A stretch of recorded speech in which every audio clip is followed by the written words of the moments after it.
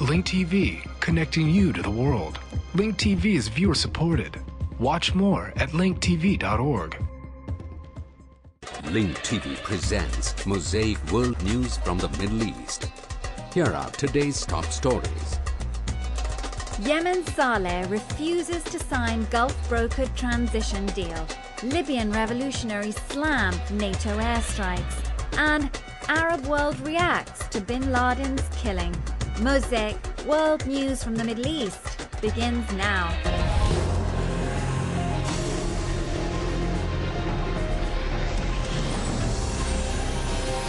نقلت رويترز عن مسؤول في الأمن القومي الأمريكي أن التعليمات التي Reuters quoted an official in the U.S. Department of Homeland Security saying that the instructions issued to the special forces that killed the al-Qaeda leader, Osama bin Laden, were intended to kill him, not capture him. The announcement of the al-Qaeda leader's death came in a surprising speech from President Barack Obama this morning. Obama said that bin Laden was killed in an area near the Pakistani capital, Islamabad. The U.S. president described the killing of bin Laden as the most significant achievement for his country in terms of fighting al-Qaeda. Thousands of Americans in a number of cities celebrated the news of bin Laden's death. Our Al Jazeera correspondent, Wajid Waqfi, has the details. Osama bin Laden was killed. This is news that Americans have waited 10 years to hear.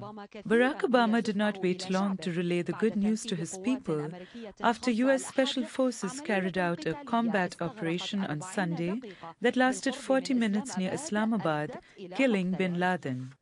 The death of bin Laden marks the most significant achievement to date. The death of bin Laden marks the most significant achievement to date in our nation's effort to defeat al-Qaeda. But his death does not mark the end of our effort.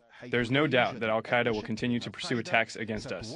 We must and we will remain vigilant at home and abroad. As we do, we must also reaffirm that the United States is not and never will be at war with Islam.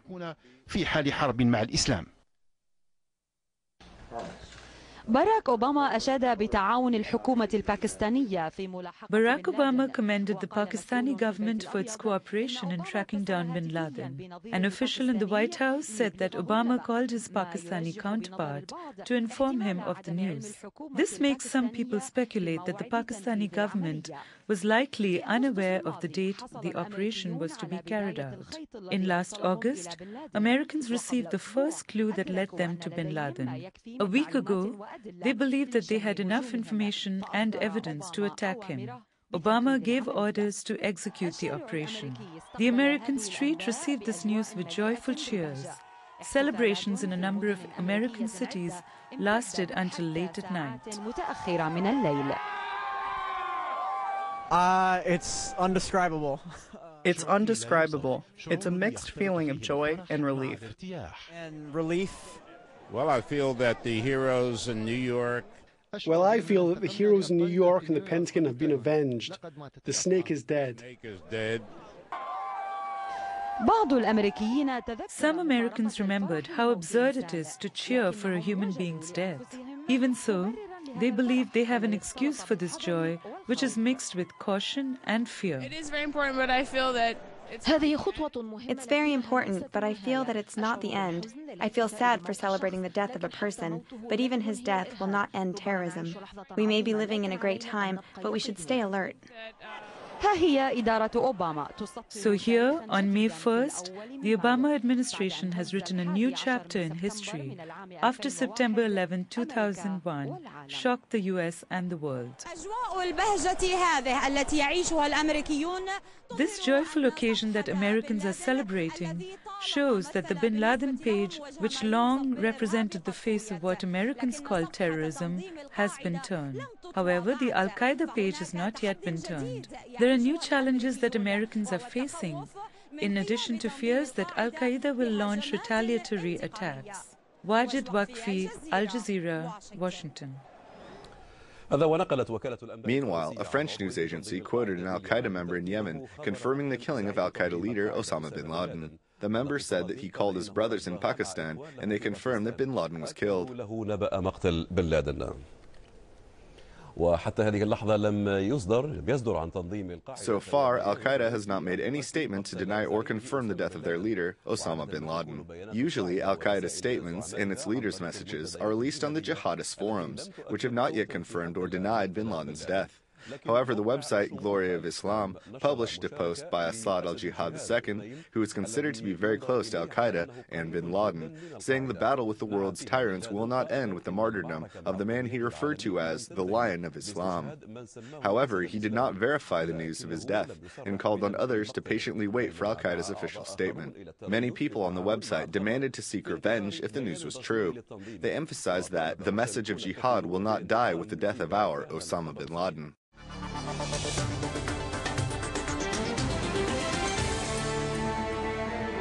وفي ردود فعل الشارع العربي على مقتل أسامة بن لادن عبر مواطنون. The Arab streets' reaction to the killing of Osama bin Laden varied.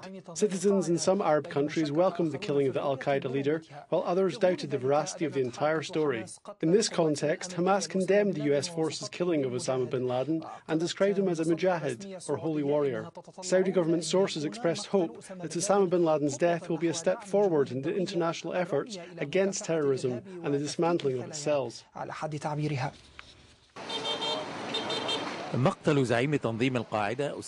The killing of al-Qaeda leader Osama bin Laden generated various reactions in the Arab world. Some welcomed the news, while others doubted its authenticity. Iraq, which was and still is a stage for al-Qaeda operations, welcomed the death of Osama bin Laden. Some Iraqi citizens believe it is an end to the organization led by bin Laden.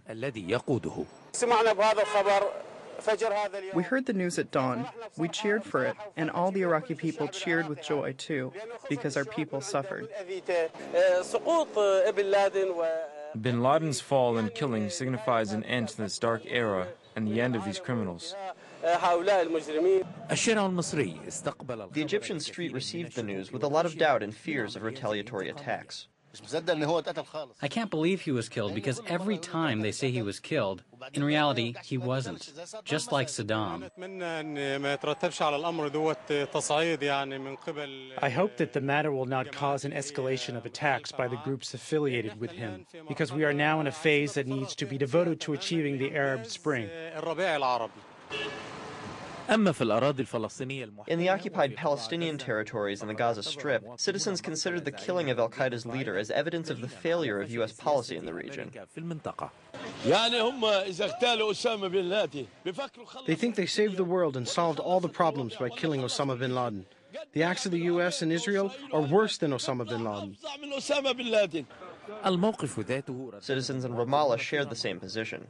The head of terrorism still exists in the world and continues to grow, which is the U.S. and Israel. Presidents who don't respect their people are the real terrorists. Osama bin Laden is the result of terrorism.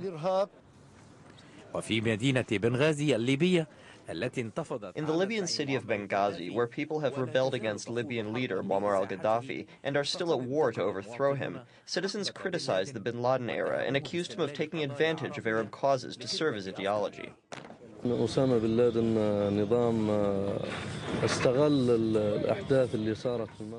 bin Laden exploited the events in the Arab region and specifically the Palestinian cause.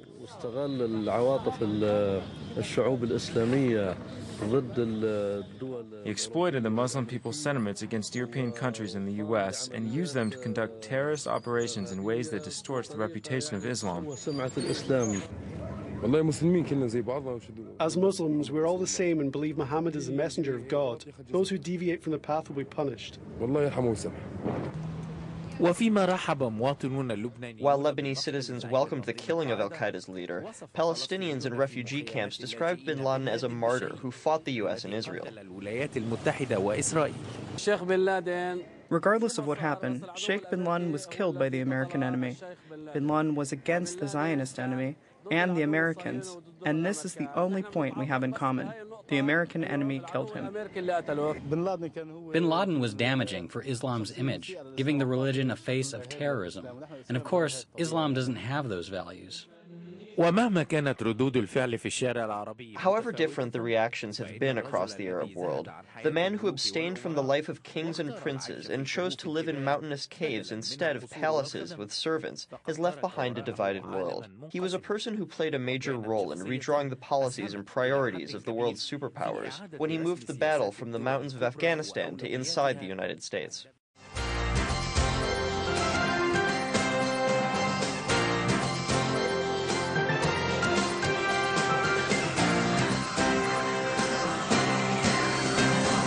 Israeli reaction to the killing of Osama bin Laden was quick to come. Local leaders praised the Obama administration for the operation, while warning that the fight against terror must remain the top international priority.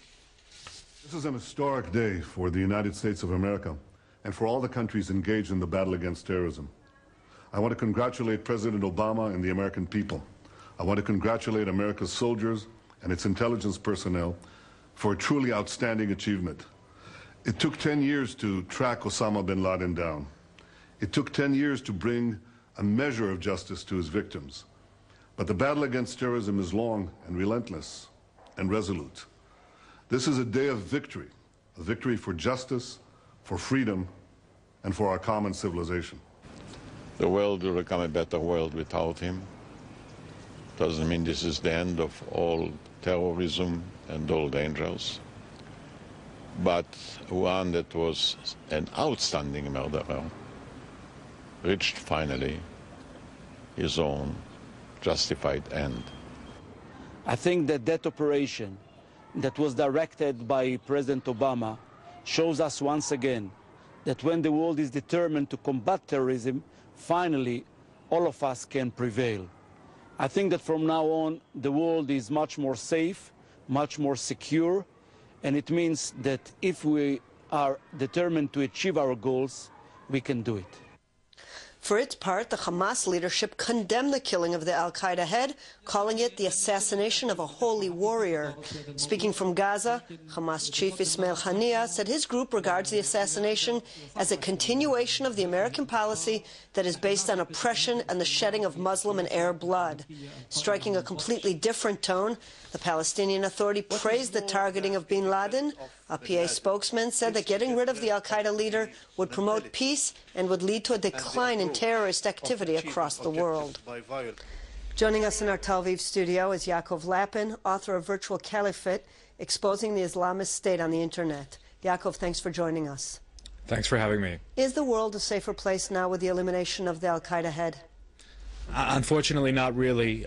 Between the time of 2001, when bin Laden ordered those horrendous 9/11 attacks, and now, al-Qaeda has transformed itself completely, and it's no longer an organization that relies on a central leadership based in the Afghanistan-Pakistan region. It's now more of an idea, a worldview, a network which anyone can subscribe to, set up a local franchise, and begin spreading its poisonous ideas. So while I would not for a second diminish the importance of removing the head of this organization, I wouldn't go as far as to say that the world is necessarily a safer place.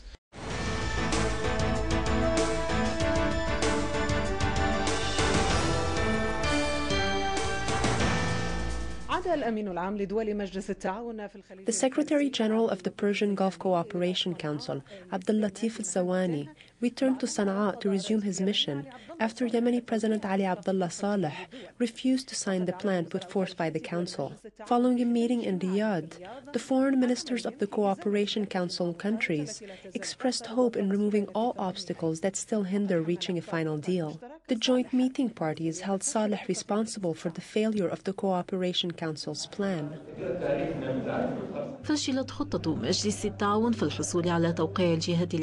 The Cooperation Council's plan failed to receive any signatures, most notably that of Yemeni President Ali Abdullah Saleh.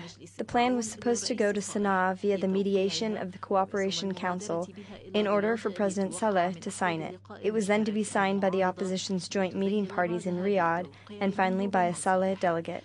However, long sessions between the Gulf Cooperation mediator and Saleh did not result in him signing the deal. Saleh wanted to sign as the president of the ruling party, not as president of the country, which was completely rejected by the opposition.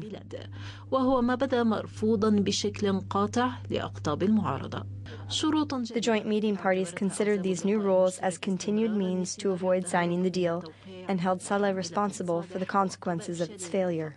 The Yemeni street, which did not enter the corridors of the meeting halls, is the only side that is aware of the implications of the negotiations' results. In addition, it seems determined to attain the demands it considers essential, most important of which are the toppling and prosecution of Saleh. We are not surprised by Saleh's behavior. He is ill-mannered. This is what we've been warning our brothers in the joint meeting parties and its leaders of.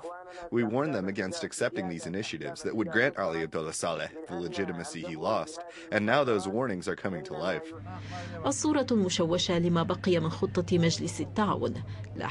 The fate of the Cooperation Council's plan is unclear for the three parties involved, President Saleh, the joint meeting parties, and the mediators, as each side is heading in a different direction. The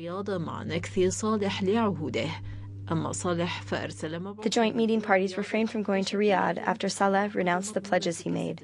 As for Saleh, he sent his delegate to Riyadh as a symbolic gesture that contradicts the plan's setback. The mediators, represented by Saudi Arabia and the Persian Gulf countries, found themselves without any Yemeni side next to them. Nothing remains of their plan but papers without signatures.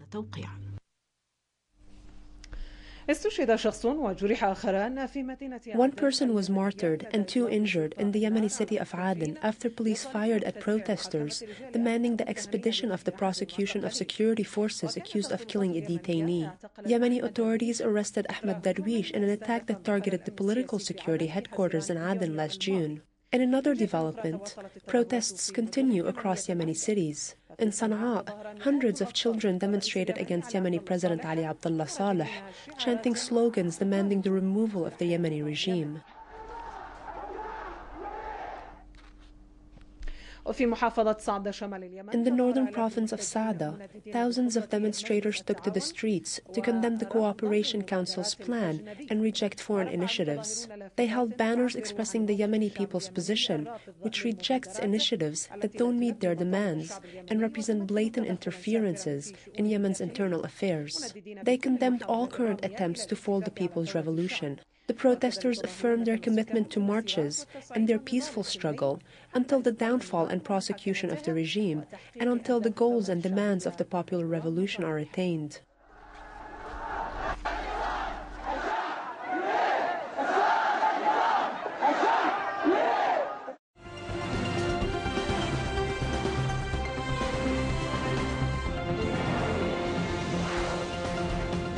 In Libya, revolutionary forces are accusing NATO of failing to protect people in the besieged city of Misrata.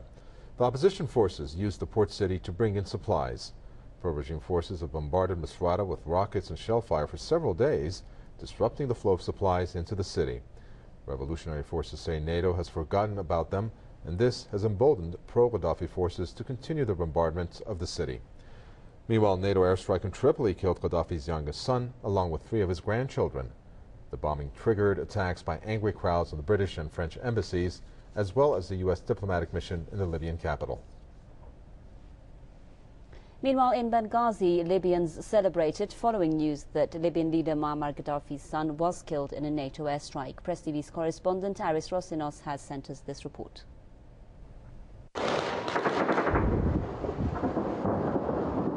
The sound of gunfire is not unusual in Benghazi.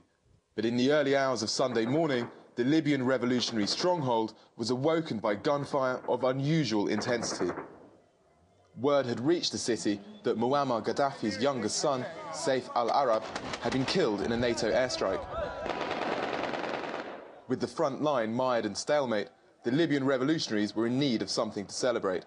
And celebrate they did. The streets of Benghazi were filled with a throng of revelers. It's 2 o'clock in the morning here in the centre of Benghazi, and it feels like the entire city is out celebrating the death by NATO bomb of Muammar Gaddafi's youngest son, Saif al-Arab Gaddafi. I'm very happy. One son for Gaddafi today. this night die for God. Thank you, God. There was little sympathy in Benghazi for the death of Gaddafi's son, nor for the 3 of his granddaughters also killed in the bombing raid. I am very happy to see his family died one by one. And after that, we would like to see him. But the last one is Gaddafi. Yes. The first time, his son, yes. Aisha. The first one, Aisha. After Saif, Aisha. After Aisha, Saif and Saadi. And the last one, Gaddafi. Only the night before, Gaddafi had made a typically rambling speech on state television, alternately conciliatory and threatening. But he held out the prospect of a truce, which many in Benghazi have taken as a sign of the Libyan dictator's growing desperation. But the revolutionaries are in no mood to negotiate. Is this a victory or is it revenge? It's a victory. It's a victory. Let's say it's a victory. But if this is a victory, it's a small one. The news from the front line remains bleak. The revolutionary forces are poorly armed and poorly trained, and the city of Misrata remains under siege. And this bombing raid may also backfire on NATO. Stung by criticism of its inability to defeat Gaddafi's army with airstrikes, it seems clear that the Western alliance is trying to finish the war it never expected to take so long as quickly as it can. But a strategy of directly targeting the Libyan leadership goes well beyond the UN resolution authorising this war. As Benghazi celebrates into the day, NATO planners are scrambling to deal with the fallout. The war in Libya has entered a controversial new phase. Aris Roussenos, Press TV, Benghazi. In Bahrain, the Saudi-backed regime says it is able to quell the anti-government protests that have rocked the country for several months. The commander of Bahrain's defense force, Khalifa bin Ahmed al-Khalifa, says Bahraini regime could restore security in the kingdom. Ahmed al-Khalifa further described opposition protesters as terrorists that have led the country into chaos and disorder. This as the Saudi-backed regime has launched a brutal crackdown on pro-reform demonstrators. Scores of people have been killed and hundreds wounded at the hands of Bahraini and Saudi troops. Ahmed al-Khalifa once again repeated the baseless claims that certain regional countries are interfering in the internal affairs of Bahrain.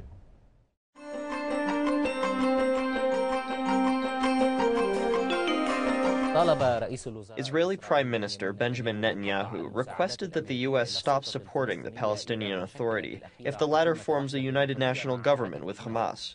The Prime Minister of the ousted Palestinian government, Ismail Haniyeh, responded by demanding that the Palestinian Liberation Organization withdraw its recognition of Israel. Amira Hananieh reports from Ramallah. We are here as a Palestinian people. I say the Palestinian Liberation Organization should not only respond by saying either peace or settlement, but should withdraw its recognition for the Israeli entity and insist that its presence on this territory is illegitimate. Haniyeh demanded that the Palestinian Liberation Organization withdraw its recognition of Israel after the Israeli Prime Minister, Benjamin Netanyahu, requested that members in the U.S. Congress cut off monetary support to the Palestinian Authority if the latter forms a national unity government with Hamas. This reveals the practical difficulties in the next phase. Even if the Palestinians agree that it is better to confront Israel as a united nation than to confront it separately. Israeli pressure and extortion were expected, just as U.S. pressure was too. Moreover, U.S. pressure has gone beyond the context of a national unity government and touched the issue of the Palestinian diplomatic movement with the United Nations. Palestinians will still be counting on the United Nations until this coming September. In Israel, some analysts say that the Third Intifada is inevitable, regardless of whether the UN recognizes the Palestinian state. If the UN does recognize it, Palestinians will rise to implement the recognition. If it does not, then it will spark protests for lack of justice. Palestinian politicians agree with this analysis. Whether or not the UN recognizes the Palestinian state, the mission will still be the removal of the current occupation. This will not be achieved except through a nonviolent, massive popular intifada of resistance. The Palestinian public is optimistic about the preliminary reconciliation phase, as an agreement is expected to be signed in the Arab League's headquarters in Cairo on Wednesday. However, the fear of U.S. sanctions and the Arab world's failure to bridge the gaps will still dominate Palestinians' minds until this coming September.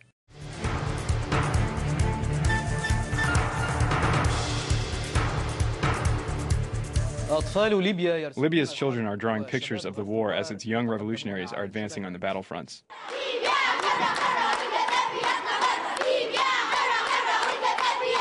In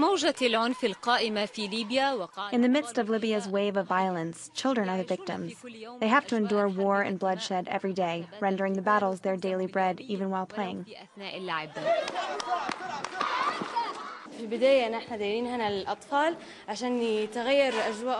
In the beginning, we brought the kids here so they could stop living amidst war and experience a better way of living. We first started noticing that after the children were given something to draw with, they would depict arms, bombs, and other violent scenes. They would also draw people crying and frequently use the color black.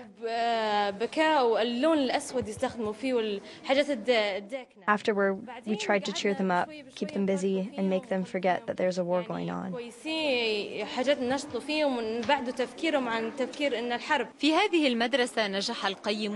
This school's teacher managed to push children to draw happy situations instead of weapons and battles.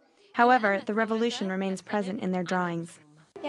Muammar al-Gaddafi is putting us through an unusual form of terrorism. Even at night, we can't sleep. He sends his mercenaries, and we're scared to even close our eyes. I like it here. It's better than home. Much better than home, yes.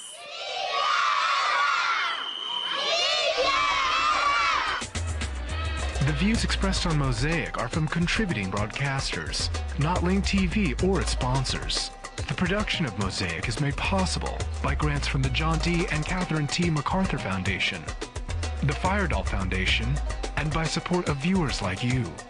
Thank you. Watch Mosaic World News online. Stay up to date with breaking news, read our blog, get transcripts of past shows, and more at linktv.org/mosaic.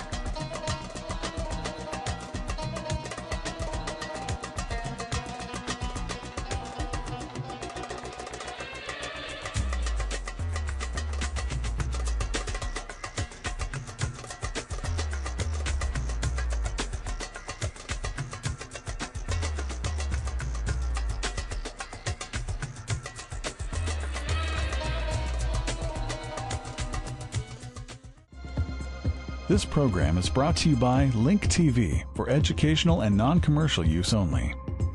Link TV is the only U.S. network dedicated to global and national news, uncompromising documentaries, and diverse cultural programs. Programs which connect you to the world.